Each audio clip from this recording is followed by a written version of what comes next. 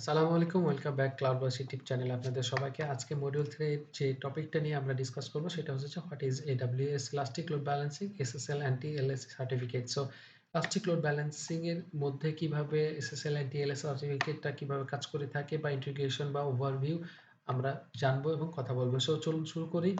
So ফার্স্টে যদি আমরা দেখি AWS Elastic Load Balancing SSL TLS certificate actually কি এবং ডেফিনিশনটা আমরা জেনে নিই। সো ফার্স্টে যদি দেখি SSL and TLS certificates play a crucial role in securing data transmitted over the internet by providing encryption, authentication and data integrity. So আপনার হচ্ছে যে আপনার অ্যাপ্লিকেশনে বা হচ্ছে যে আপনার লোড ব্যালেন্সিং এ অ্যাপ্লিকেশন বা লোড ব্যালেন্সার, সো আপনার হচ্ছে যে load balancing A SSL and TLS সার্টিফিকেটটা ক্রিটিক্যাল রোল প্লে করে থাকে, যেখানে কিনা আপনার সিকিউরিং ডাটা ট্রান্সমিশন, সো আপনার ডাটা ট্রান্সমিশনের ক্ষেত্রে সিকিউরিটি এনশিওর করে থাকে over the internet, providing encryption, authentication, and data integrity. So, and the context of AWS Elastic Load Balancer SSL and TLS certificates are used to secure the communication between clients and the load balancer. So, এই Elastic Load Balancing এর কন্টেক্সটে বলা হচ্ছে যে আপনার যে clients রয়েছে এবং load balancer রয়েছে, এই দুইটার মধ্যে কমিউনিকেশন সিকিউর করার জন্যই হচ্ছে যে SSL and TLS certificates use করা হয় এরা ইলাস্টিক লোড ব্যালেন্সিং এর মধ্যে। সো এই হচ্ছে যে ইলাস্টিক লোড ব্যালেন্সিং এ কিভাবে SSL and TLS certificate basically কাজ করে থাকে। দেন হচ্ছে যে কিছু কি ফিচার রয়েছে। ফার্স্টে যদি দেখি encryption. So SSL and TLS certificates encrypt data during transit. So data transit করার সময় SSL TLS এর মাধ্যমে ডাটা এনক্রিপ্ট করা হয়ে থাকে। দেন হচ্ছে যে authentication. SSL TLS certificates facilities server authentication. So সার্ভারে বা অ্যাপ্লিকেশনে যে আপনার অথেন্টিকেশন বা লগিং ইউজার অথেন্টিকেশনের যে ফ্যাসিলিটিস প্রয়োজন হয়ে থাকে বা সিকিউর করা হয় লগিং ইনফরমেশনের, সেক্ষেত্রে হচ্ছে যে SSL and TLS এর মাধ্যমে সেই অথেন্টিকেশনটা করা হয়ে থাকে।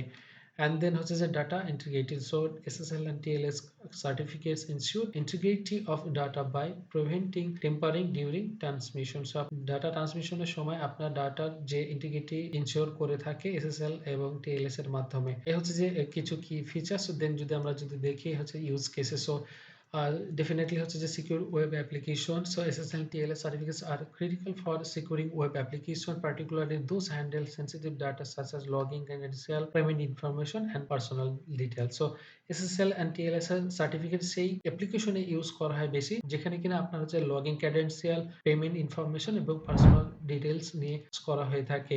সো সেই সেনসিটিভ ডাটাকে হ্যান্ডেল করার ক্ষেত্রে হচ্ছে যে SSL and TLS certificate use করা হয় অন দি অ্যাপ্লিকেশন। দেন হচ্ছে যে compliance requirement. So SSL and TLS encryption is often mandated by compliance standard to protect data privacy and upload to security best practices.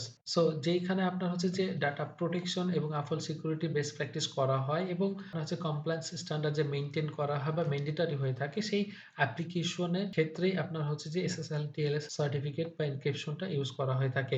So এই হচ্ছে যে use cases. And then যদি দেখি integration with AWS ELB। So কিভাবে ALB তে SSL TLS certificate integration করা হয়ে থাকে সেটা আমরা যদি দেখি। ফার্স্টে AWS Elastic Load Balancer support SSL TLS termination where SSL and TLS certificates are installed on the load balancer. So load balancer SSL and TLS certificate Elastic Load Balancing K support করে থাকে এবং SSL and TLS certificate install করা হয় load ব্যালেন্সারে। And then ELB terminates the SSL and TLS connection, decrypt the incoming traffic and then forward it to the backend instances over the HTTP.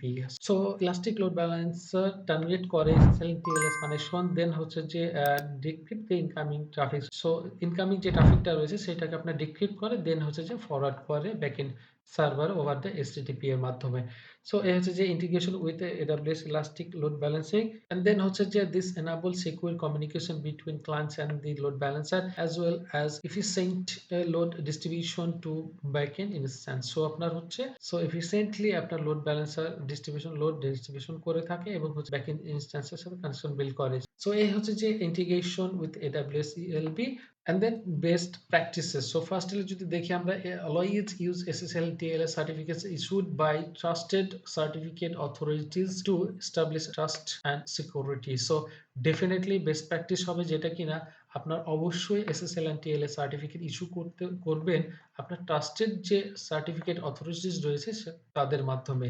and then periodically review and updates SSL TLS configuration to ensure alignment with the best practices and security standards. So definitely আপনাকে আপনার যে best practices এবং security standard ensure করতে হলে definitely আপনাকে periodically আপনাকে review করতে হবে এবং আপডেট করতে হবে SSL and TLS configurations. And then হচ্ছে যে implement proper key management practices and stay informed about security vulnerabilities that may impact SSL TLS implementation.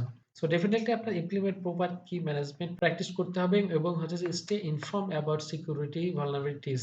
So এই হচ্ছে যে overall elastic load balancer SSL and TLS certificates কিভাবে কাজ করে, use cases and integration, কি features এবং definition সবগুলো আমরা ডিসকাস করার চেষ্টা করলাম এবং জানানোর চেষ্টা করলাম। যদি আপনাদের এইখানে কারো কোনো কোশ্চেন থাকে, জানানো থাকে ডেফিনেটলি আপনারা কমেন্ট সেকশনে জানাবেন।